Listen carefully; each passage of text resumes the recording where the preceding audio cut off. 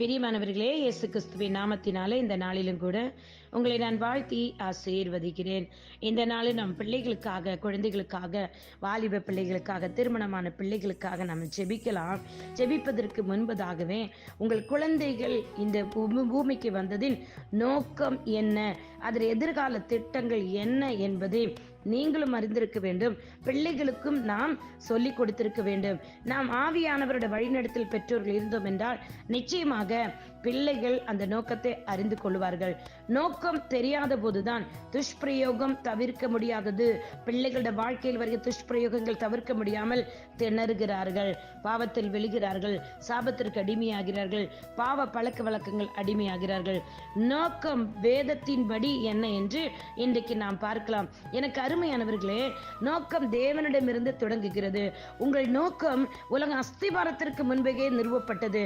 உங்களை கொண்டு தேவன் என்ன செய்ய வேண்டும் என்று அவருடைய திட்டம், அவர் ஆசீர்வதிக்க வேண்டும், நீங்க பலுகி பெருக வேண்டுங்கிற திட்டங்கள் எல்லாம் உலகம் உருவாகுவதற்கு முன்பதாகவே பிள்ளைகளை குறித்து அந்த நோக்கம் ஏற்கனவே திட்டம் பண்ணி வைத்திருக்குதுங்க. எனக்கு அருமையானவர்களே, எபேசியர் 1:11-12 வசனம் விவரணமாக சொல்லுகிறது. மேலும் கிறிஸ்துவின் மேல் முன்னே நம்பிக்கையிருந்த நாங்கள் அவருடைய மகிமைக்கு புகழ்ச்சியா இருக்கும்படிக்காக பிள்ளைகளை கர்த்தர் நம்மிடத்து தந்தது. அதன் நோக்கம் பூமியில கர்த்தர் அவன் என்னமாக வேண்டும் என்ற அந்த நோக்கத்தோடு தான் கர்த்தர் உங்களிடத்தில் கொடுத்திருக்கிறார்.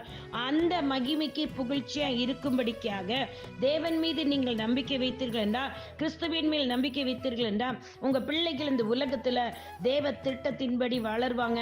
தேவன் வைத்திருக்கிற ஆசீர்வாதத்தை காணுவார்கள். 12 தமது சித்தத்தின் ஆலோசனைக்கு தக்கதாக எல்லாவற்றையும் நடப்பிக்கிற அவருடைய தீர்மானத்தின்படியே நாங்கள் முன்குறிக்கப்பட்டு, அதுதாங்க உலக தோற்றத்துக்கு முன்பாக தேவன் நம்முடைய பிள்ளைகளுக்கு எல்லாவற்றையும் ஆயத்தப்படுத்தி வைத்திருக்கிறாரு. அந்த தீர்மானத்தின்படி முன்குறிக்கப்பட்ட பிள்ளைகள் இவர்கள். தேவன் முன்குறித்த பிள்ளைகள். தேவன் திட்டம் பண்ணி வைத்திருக்கிறது. தேவன் இவர்கள் மூலம் நிறைவேற்றும்படி அந்த நோக்கத்தை வைத்திருக்கிறார். அந்த நோக்கத்துக்குரிய பிள்ளைகள் தான் நம்முடைய பிள்ளைகள்.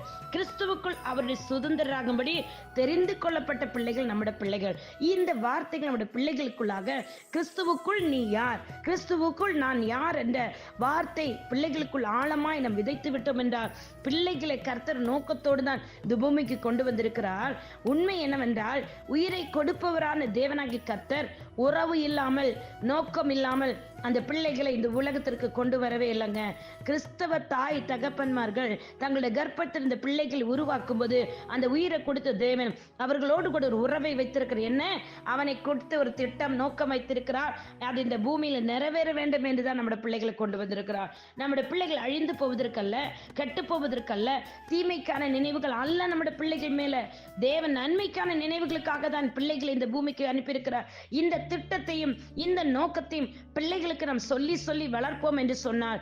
தேவனிடமிருந்து தொடங்குகிறது அவருடைய வாழ்க்கை. அவர்கள் தேவனுடைய நோக்கம் உலக அஸ்திபாரத்திற்கு முன்னே நிறுவப்பட்டதுங்க. நம்ம பிள்ளைகள் மேல உலக தோற்றத்துக்கு முன்னே அவர்களுக்குள்ள அஸ்திபாரமாக தேவன் வைத்து விட்டார். தேவனுடைய நோக்கம் பிள்ளைகளுடைய வாழ்க்கையில் பெரிய பெரிய ஆசீர்வாதங்களை காண்பதுதான். பெற்றோர்களை நாம் இந்த உண்மையை நாம் அறிந்து கொண்டோம் என்றால் குழந்தைகளோடு இதை பகிர்ந்து கொள்வீர்கள். அஸ்திபாரம் போட்டுட்டாரு, நீ உருவாகிறதுக்கு முன்னே உன்னை குறித்து நல்ல திட்டங்களை, எண்ணங்களை என் தேவன் அஸ்திபாரம் வைத்திருக்கிறார். அந்த அஸ்திபாரம் கிறிஸ்து மேல் கட்டப்பட்டிருக்கிறது. அது வேத வசனத்தின் மூலம் நம்ம எதை சொல்லிக் கொடுத்தாலும் வேத வசனத்தை பிள்ளைகளுக்கு சொல்லிக்கொண்டே இருப்போம் என்றால் நிச்சயமாக அந்த பிள்ளைகள் வளர்ந்து அவர் வாலிபன் ஆனாலும், வேலைக்கு போனாலும், திருமணம் செய்தாலும் இந்த பிள்ளைகள் தேவனுடைய சித்தத்தையும் திட்டத்தையும் நிறைவேற்றுகிறவர்களாக இருப்பார்கள். எனக்கு அருமையானவர்களே, பிள்ளைகளுடைய வாழ்க்கை தேவனிடம்தான் தொடங்குகிறது. அவருடைய நோக்கம் உலக அஸ்திபாரத்துக்கு முன்னே நிறுவப்பட்டு விட்டது. நம் மகன் மகள் என்னவாக வேண்டும் என்று. இன்றைக்கு எனக்கு அருமையானவர்களே, இந்த வார்த்தைகளை பிள்ளைகளுக்கு சொல்லிக் கொடுங்க. கிறிஸ்துவுக்குள் நீ யார், நீ அவருக்குள் அஸ்திபாரமாக்கப்பட்டு விட்டாய். அவருடைய நோக்கமும் திட்டமும் சித்தமும் வாழ்க்கையில் நடக்கும். அது தீமைக்கு இல்லை, நன்மைக்கு எதுவானவே. பொறுமையோடு காத்திரு. கர்த்தர் உன் நன்மைக்கு எதுவான வைத்திருக்கிறது உன் கண் காணும், உன் காது கேட்கும், உன் இருதயம் உணும். நீ அந்த ஆசீர்வாதங்களை பெற்றுக்கொள்வாய். யோசுவாவும் காலேபையும் போல நீ விசுவாசத்தை என்றால் சுதந்திரித்துக் கொள்வாய். தரிசித்ததெல்லாம் சுதந்திரிப்பாய் என்று சொல்லி பிள்ளைகளுக்குள் விசுவாசத்தை ஊட்டுங்கள். நிச்சயமாக பிள்ளைகள் ஆசீர்வதிக்கப்படுவார்கள்.